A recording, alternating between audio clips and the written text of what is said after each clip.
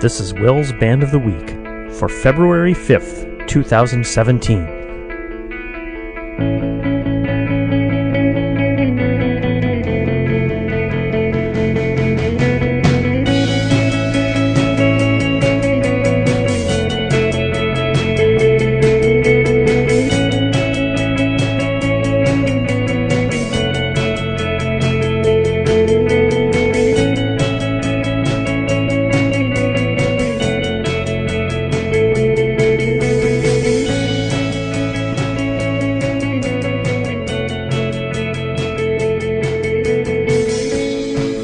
Hello, and welcome to another edition of Will's Band of the Week. This is Will, along with Barrett, not live in studio.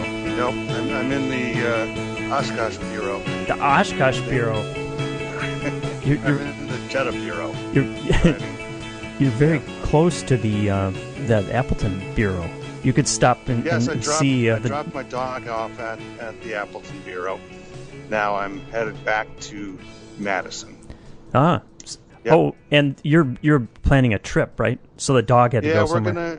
We're gonna go to Florida tomorrow. So so that'll be fun. Sounds like a good plan.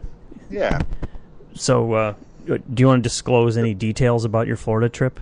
Well, we're gonna go. Do you know Florida? Of course you do. A little bit. Your wife is from there. Yeah. We're going to Naples, which is on the Gulf side, just north of the Everglades. Yeah, I've never been there. There's warm Gulf of Mexico water and lots of alligators and old people and my dad and stepmom's condo that they're renting is there. So got a good flight, cheap, free place to stay. So we're gonna do it. Sounds reasonable. Nice. Yeah. Yeah. Is Wilson going too? He is going to. Yes. Very good. Awesome. Mm-hmm. That will be good. I'll be just slightly jealous. Only slightly. It's nice here for you guys, believe it or not. I mean, I probably should, cheer for a blizzard and frigid temperatures and stuff just so that we get our money's worth, but yeah, I won't do that. I hope it's nice. Yeah, that's nice of you. So, you're welcome. I also heard that you might have a live report. Do you have one? I do have a live report. Okay. Is it worthy of the live report jingle? I think we'll put the pressure on. Yeah, we are going to make it worthy by playing this. It's an official live report. Right.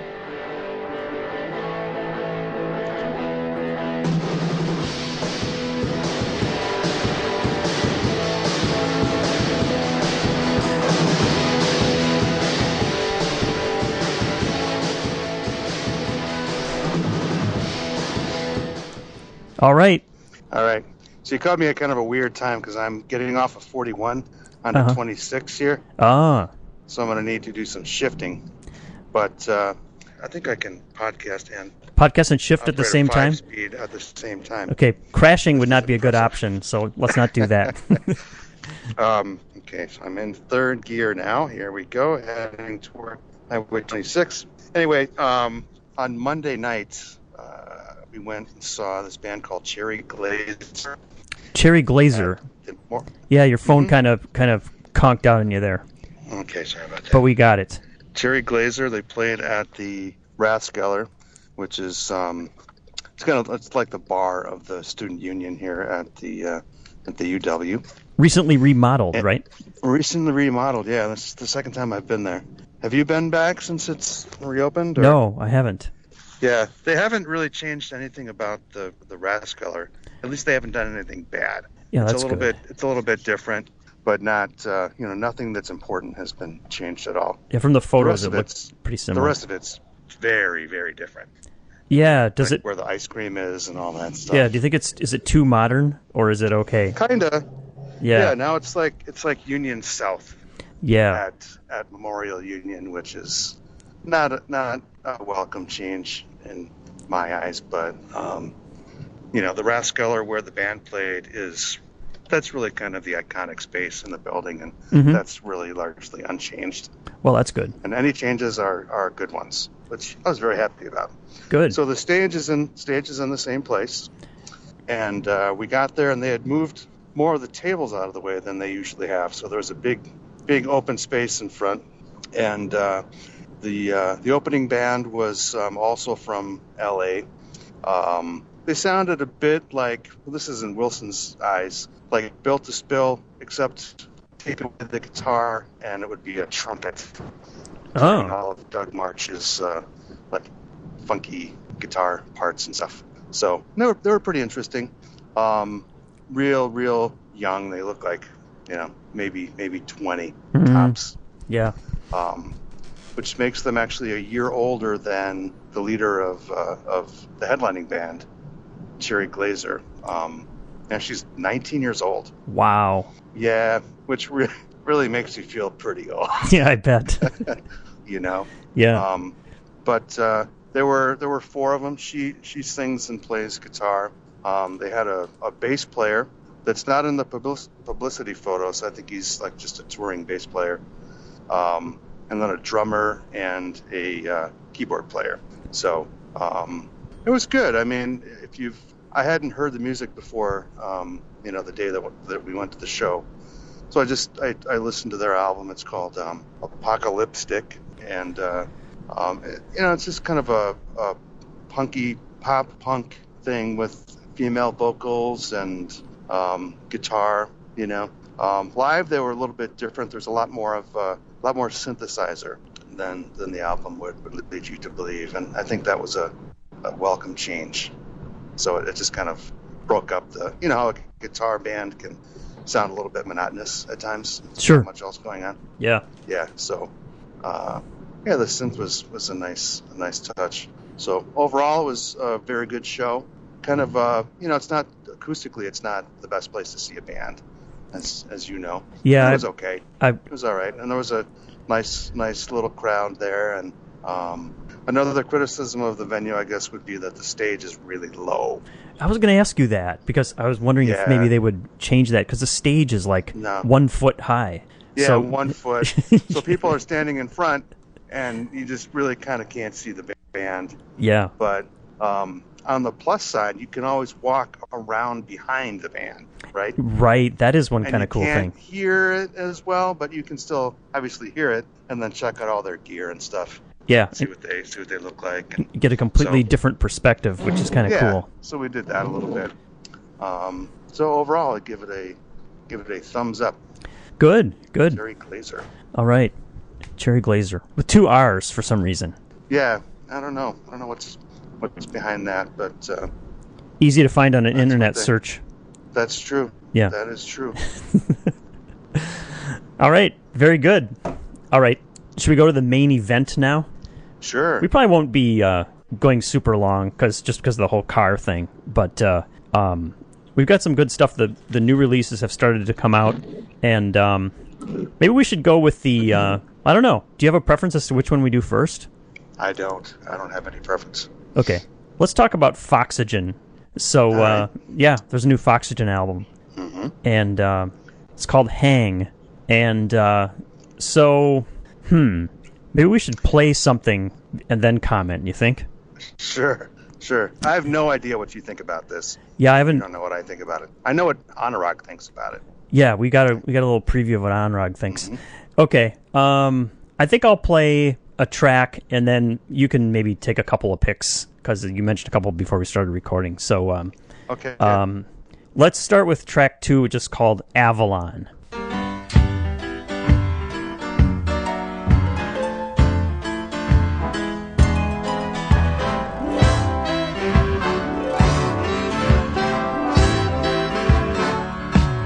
They say that Avalon's a land of dreams. Sometimes love just isn't what it seems.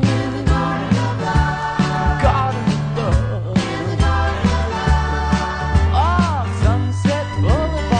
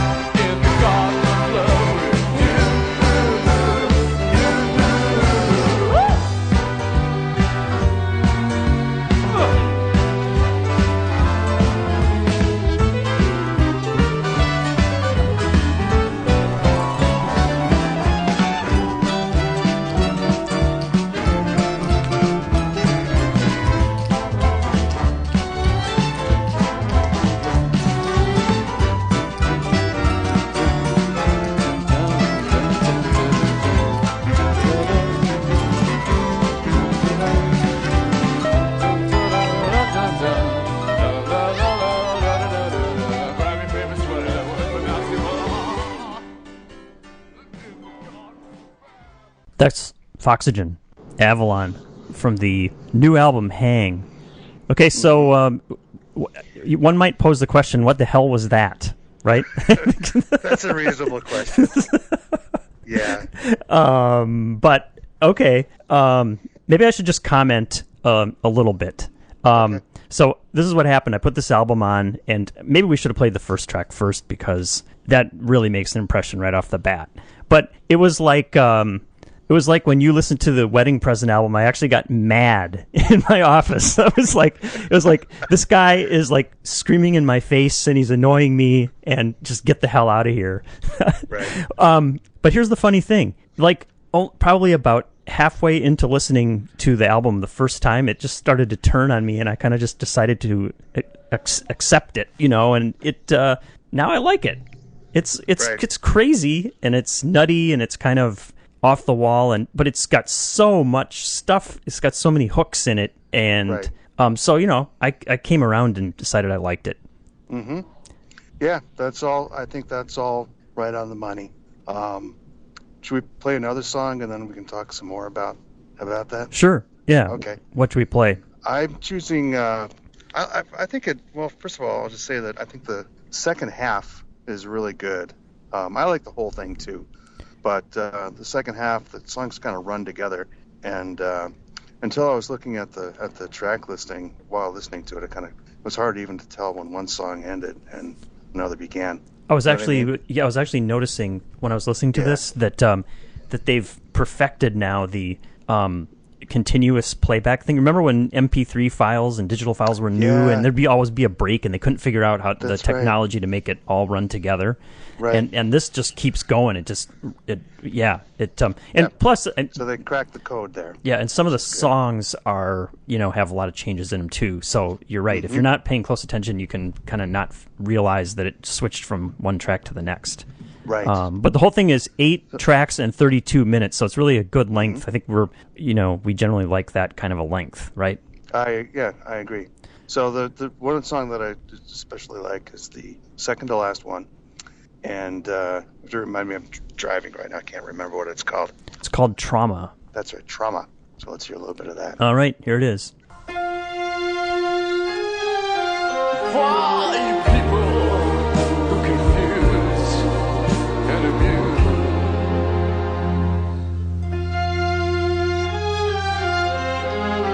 be gone from your parapets to the fire.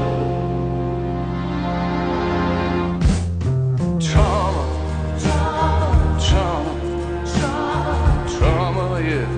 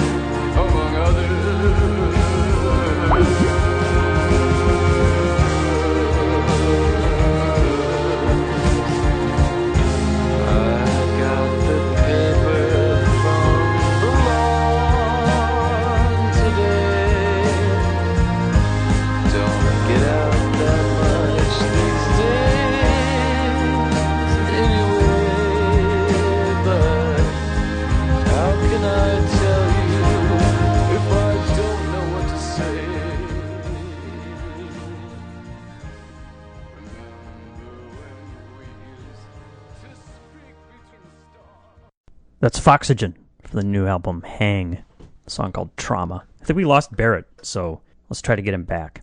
Okay, we have Barrett back now. You know, the lengths we go to get the technology to work. Nothing stops us.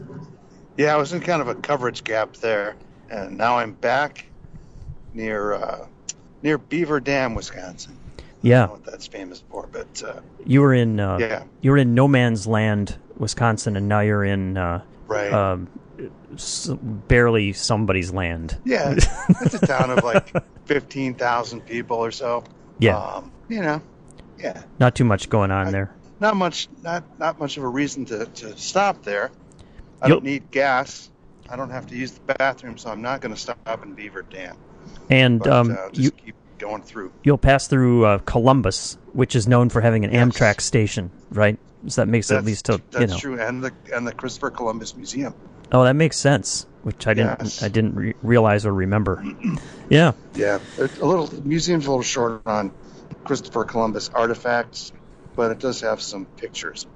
So, All right. So, why would they have that, though? I mean, is it just because it's named after him? There wouldn't actually be a connection, would there? No, there's no connection whatsoever. Really, the only reason, it's not really a museum. What it is like an antique mall where sort of the reception area has all sorts of Christopher Columbus pictures and stuff. And somehow they talked, like the sign makers at the highway department into putting one of those green signs that directs travelers to the Christopher Columbus Museum, but it is a fraud. Apparently, it's a museum in name only. It apparently directed you there at some point in time. You felt like you had been defrauded. We went there just to do some antique shopping, and then we're like, wait a minute, is this the thing that they point to in the signs? Like, oh my God, I feel really terrible for somebody that went out of their way to go there. So probably now, completely nationwide, all of the highways in the U.S. highway system, they're going to have signs that direct people to businesses owned by Donald Trump, right? Right. Yeah, exactly. Here's a note of interest. Anybody that watched Making a Murderer on Netflix? Yeah. Stephen Avery is imprisoned in Waupun, Wisconsin, and I'm driving by the prison right now. Oh, so you could kind of honk to him or wave. Yeah. Yeah. Yep. Yeah, there you go. God, we've got like brushes with fame everywhere, don't we? Mm-hmm. Not just in Fourth Bedroom Studios, but in places surrounding it.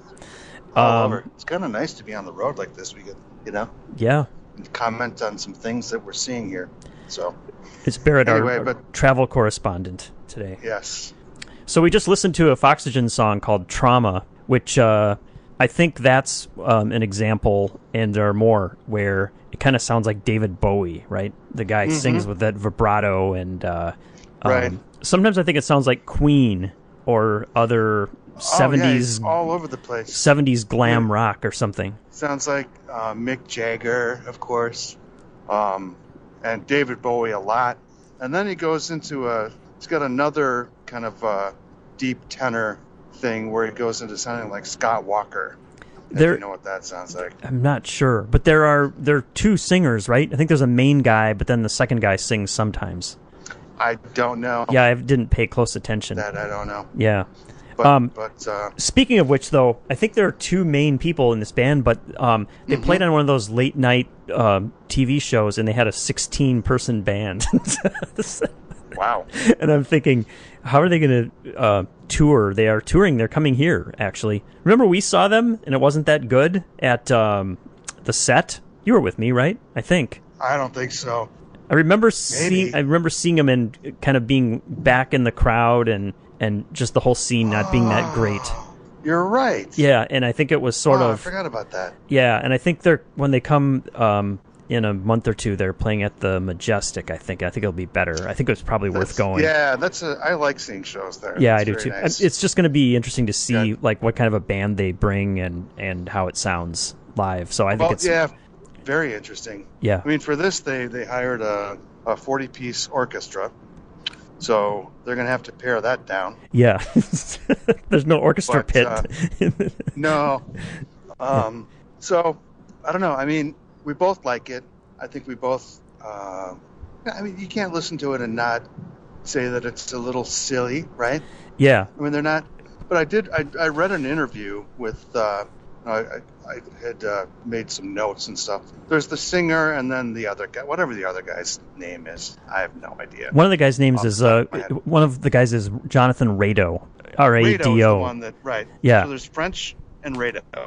So Rado was saying that one thing that really makes him mad is when people accuse them of being ironic, right? Like this whole thing is just a big joke. Mm-hmm. And I really don't see how you can listen to how carefully put together this was and not come away thinking that there's some sincerity in there. Even if they're, they're not taking themselves too seriously. And parts of it are funny, not like they're making musical jokes or something, but like it's so over the top. Yeah. You can't help but smile at it. But at the same time, I think they put so much work into this, and the arrangements and everything are so carefully done.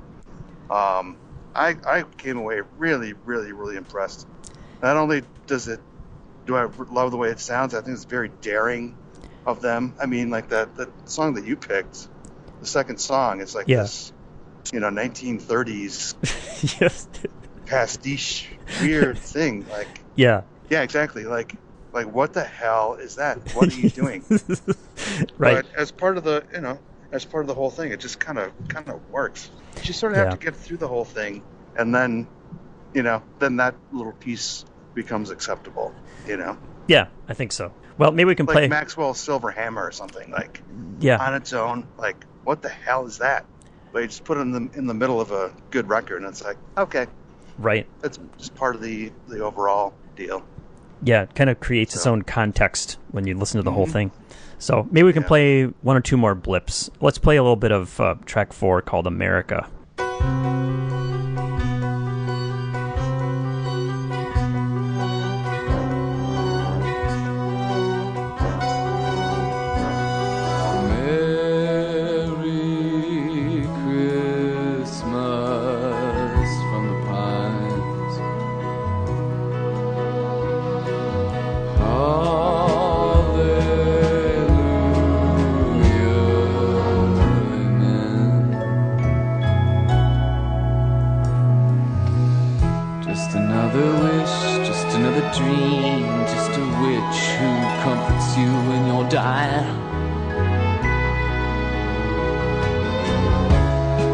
When you're dead,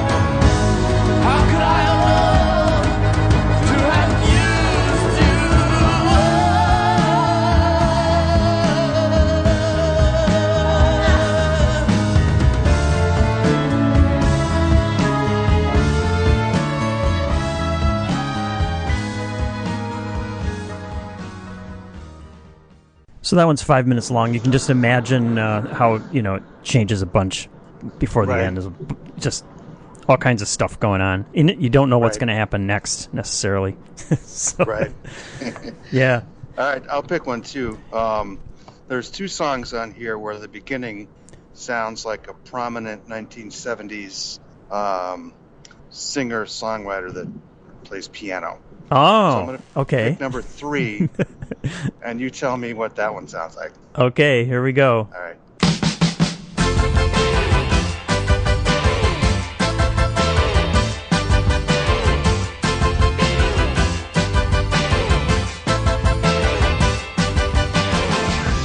Here I am in this Hollywood bar, press my face against the glass. Can't you see I'm making reservations?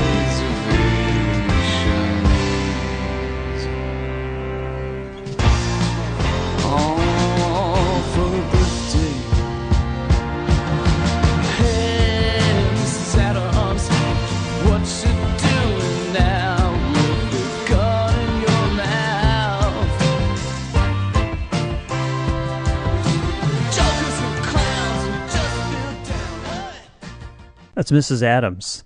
So I'm not sure because you said 70s singer-songwriter, so it made me think Elton John. But vocally, it doesn't sound like Elton John at all, but kind of... No, it doesn't sound... There's one that's... The beginning sounds exactly like Elton John, too. But this one, that part, sounds like Billy Joel. Oh, yeah, I guess so. Like there's a specific Billy Joel song, whatever it is. Yeah. That they seem to be referencing there. And then he sings more like David Bowie. Yeah. So, that's one of the things I like about listening to this is, like, none of it sounds like something that you haven't heard. Well, overall, it's like nothing you've heard before. But every element of it sounds like something that you've heard before. Right.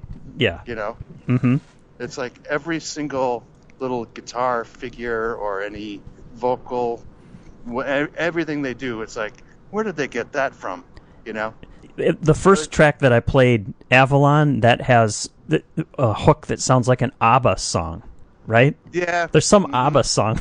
I'm like, wait a minute. Yeah, like Waterloo. Yeah, that's what it was. It sounds like Waterloo. So they're doing that. And a lot of times the mimicry is so strong that, it's not like they're trying to get away with something. They're like, ha, listen to this. Listen to this thing that sounds like the beginning of, Billy Joel song or whatever. So, right. I like that about it. Yep. And then I went back. I wasn't really fond of the first one. And I went back and listened to it, and I'm like, it's okay. And the second one was, I think, noted to be just like kind of a disaster, like a drug-addled, crazy thing that didn't really work. But I kind of liked it after having listened to this one a little bit. So, I don't know. When I say their first and second, there was actually a first one that we weren't aware of at all. I've never. Oh, you're right. You're right. Yeah. So but then like 2, 3, and this is 4. Yeah, the first one that we heard, we really liked quite a bit. And you're right. There was one before that, and the most recent one before this one was kind of just nutty, crazy to the extent that just wasn't that enjoyable at all, I thought. But then I went back. That's how I felt about it when I listened to it the first time. Yeah. But then after liking this, I went back and liked that one more. Sounded better. Yeah, I've been curious to go back and do that, but I haven't yet. So. Mm-hmm. All right. Have we given them a good flavor of the new Foxygen album? Yeah, I think so. Yeah. If you're still thinking that you're mad that we exposed you to it, then don't bother. But if you're curious, then it's pretty cool. It's pretty fun. So, all right, Foxygen. It's a good, fun 2017 release to get these things going, right? Exactly. Right. So now you're talking about how it made you initially mad. Yeah. And I've had some albums that make me mad. That's kind of a fun thing to feel about music. Yeah, it is kind of. Isn't it? Yeah. It's like, it's better than like almost everything that comes out. It's just like, yeah, okay, that's fine. Right. And you're like, maybe my critical faculties are not really that good.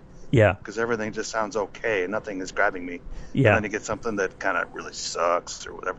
But then something that makes you mad. Like, all right, that's awesome. Right. I like to be mad about something once in a while. Yeah. Basically. It evokes a reaction, so there's something to be said for that. Yeah. For sure. Yeah. Mm-hmm. Okay, so now we're going to talk about absolutely an indie rock veteran, right? Yes.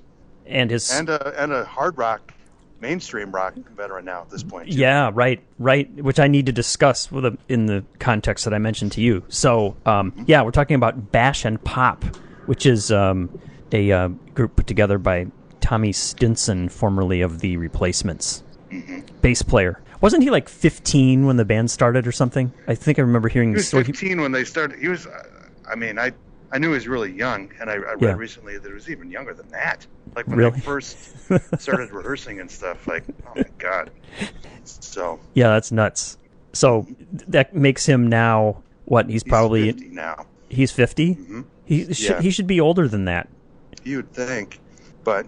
Well, regardless of his exact age... about the young start he got, so... Yeah, so he's indie rock veteran for decades. Well, rock veteran. And And then let's talk about his later career after we play a song. So he's got a band called Bash and Pop, and apparently he did a Bash and Pop album like in the 90s or something, I was reading, which I didn't know about.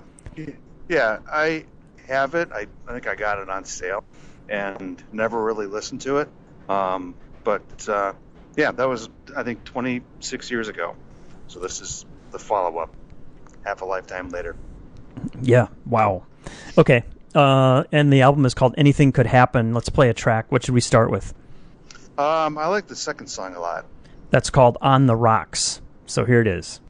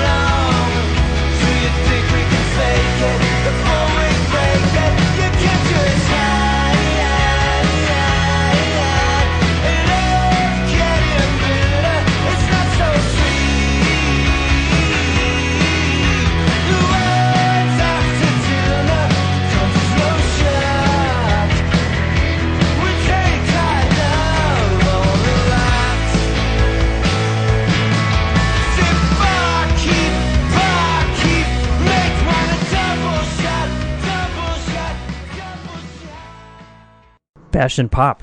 Yep. So what do you think? I think we were briefly discussing this with Chris, and he called it something like good bar rock and roll or something like that. Yeah. That song's a good example. So, so my interpretation of that song depends on whether I'm picturing the Replacements, which makes it kind of cool because it's in kind of the vein of some of the Replacement stuff. But then, and this goes to his later career. He was a touring member of Guns N' Roses for what? For I don't even. Maybe he still is, right? He left. Okay. He's raising his daughter. He got a divorce, and he's raising his daughter alone. I think she's like 10.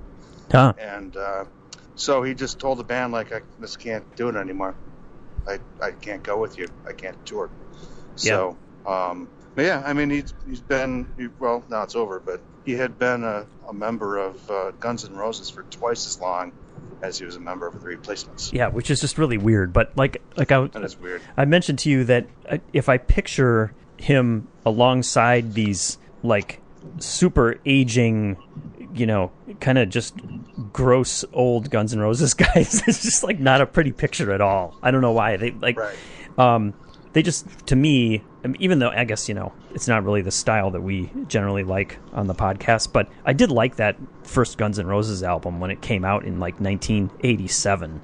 But it hasn't aged that well for me, and they haven't, I don't think, aged very well.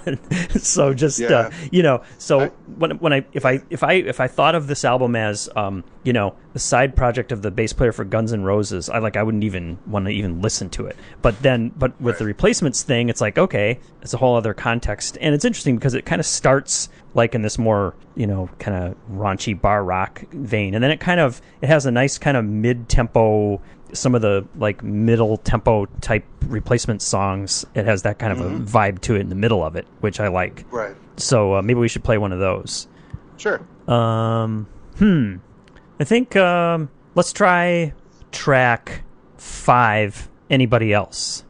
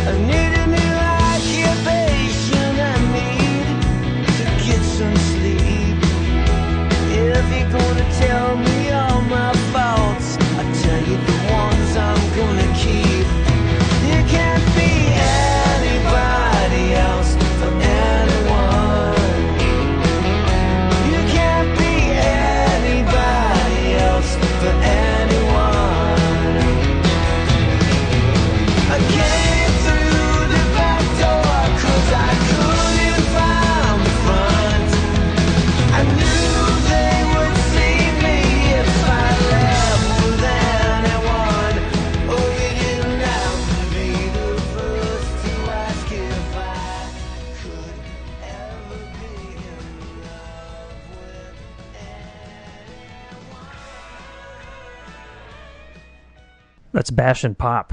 Yeah, I think the whole thing sounds like, quite a bit like the Replacements, actually. Yeah. And if you were to, I don't know. So take the lead singers of the 2 bands he's been in besides this. Yeah.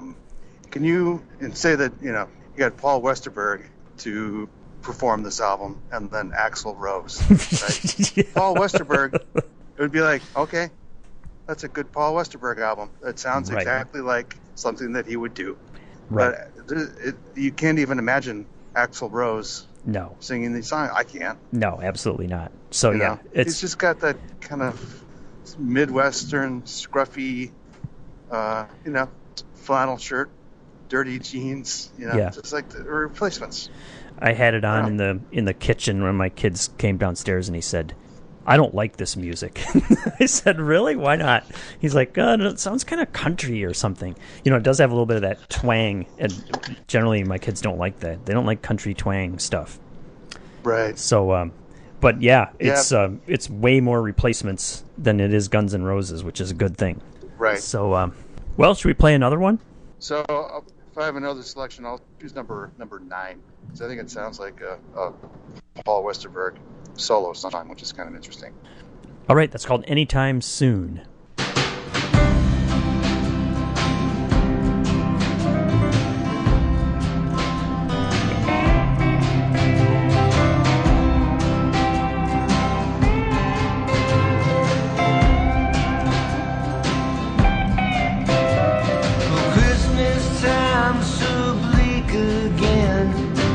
So funny feelings I thought I could shake. Somehow I know there'll be a break in these clouds. There's misery unrightfully, and I just bring this shitstorm down upon myself.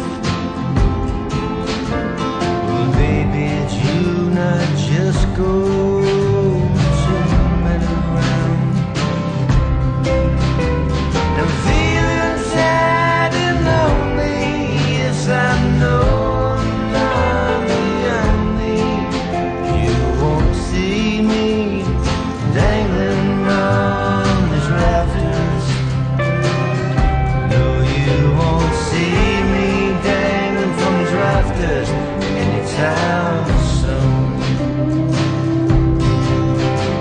My stomach's all knocks my head. It's pounding from the things you said. I ain't got the funny things you thought those things that I might want. And I flips it from the get-go. We would make a lousy couple, even one of the longest days. Bash and Pop. Yeah, that sounds Yeah. like a Westerberg solo thing. Yeah, and it's good The too. part, like in the second part of the verse, the melody sounds like Song Sung Blue. Oh, I remember. yeah. Borrowed really from Neil Diamond there, but Is it good or bad to have so many songs stuck in your head that it just extracts some old memory? I don't know. Yeah, it's fun. I Kind of think takes the mystery out of songwriting, though. a little bit. It's like, Yeah, wait a minute. yeah, Maybe all these original ideas are just kind of copying things that we haven't heard before. yeah, You know? yeah. Well, I think let's give him a bonus. I think you might have mentioned this one before we started recording, and I thought it was a really good one. So let's just play a little bit of track 4 called "Breathing Room."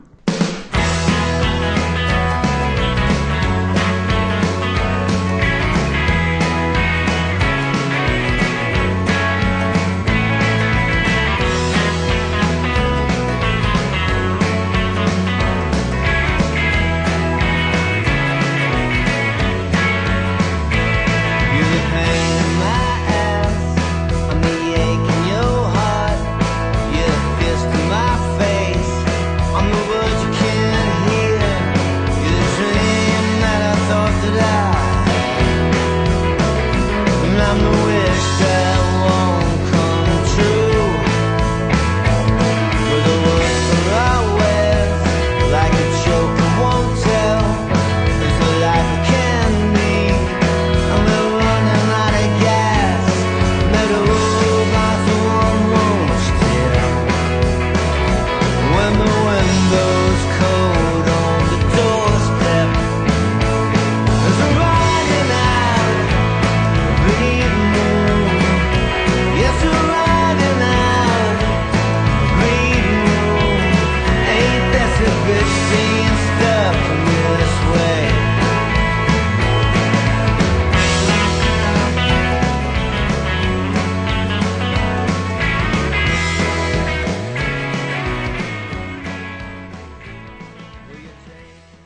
That's pretty good, I think. Yep. You know what that sounds a little bit like? What? The first Josh Rouse album. Oh, You know? I wouldn't have been Maybe able to those pull that guys one should out. Start a band. Yeah, Josh Rouse, Tommy Stinson, yeah, and I don't know who'd play the drums. Whoever. yeah. Doesn't matter. It's like a name, create your own supergroup contest. Yeah. There's mine. Tommy Stinson and Josh Rouse. That'd be good. Mhm. Let's see. We could throw in Ryan Adams and who Oh else? yeah! Wow. There was some I was Whoa, reading. that would really be quite a super group. That would be good, right? I was reading All about got some. twangy leanings. What? There's something that was in the music news within the last week or something, and it was supposed to be a supergroup. I think I can remember there was the guy from Band of Horses and a bunch of other guys, and it was like I was thinking it listed all these people, and I'm like, this is too many people. You can't have these people all playing at the same time. Then I realized it was just like 4 well-known vocalists, and they just put 4 vocalists on it, and they call it a supergroup. I mean, come on. I mean, are they going to like all sing at the same time, or are they going to just trade vocals and call it a supergroup? I just thought it was terrible.